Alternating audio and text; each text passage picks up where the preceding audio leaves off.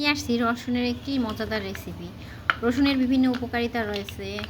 রসুন টক্সিনের পরিমাণ কমিয়ে শরীরকে সুস্থ রাখে, রোগ প্রতিরোধ ক্ষমতা বৃদ্ধি করে এবং রসুনে রয়েছে অ্যান্টি অক্সিডেন্ট যা শরীর মানসিক চাপ কমায়। আমি কিছু রসুন ভালো করে ধুয়ে পানিতে অল্প কিছু পরিমাণ 1 মিনিট পরিমাণ সিদ্ধ করে নিলাম যাতে খোসাটা ছাড়াতে সহজ হয়।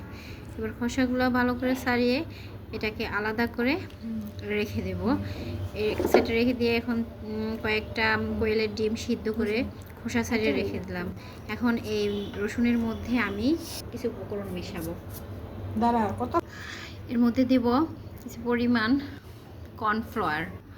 কর্নফ্লাওয়ারের সাথে দেব কিছু পরিমাণ চালের গুঁড়ো, তারপরে দেব বিট লবণ, একটু হলুদের গুঁড়ো, কাঁচামরিচ কুচি, তারপরে ভালোভাবে এটারে মিক্স করে নেব।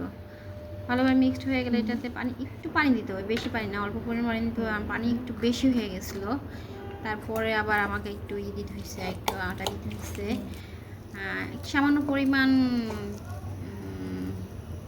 বেকিং পাউডার দিচ্ছি যাতে একটু ফুলকো ফুলকো হয়। এরপরে আমি এটার মধ্যে ডিমগুলো দিয়ে ভালোভাবে মুড়িয়ে একটা চপের আকৃতি করে নেব। চপের আকৃতি করে নিয়ে এটাকে ডুবো তেলে গরম ডুবো তেলে ভেজে নেব।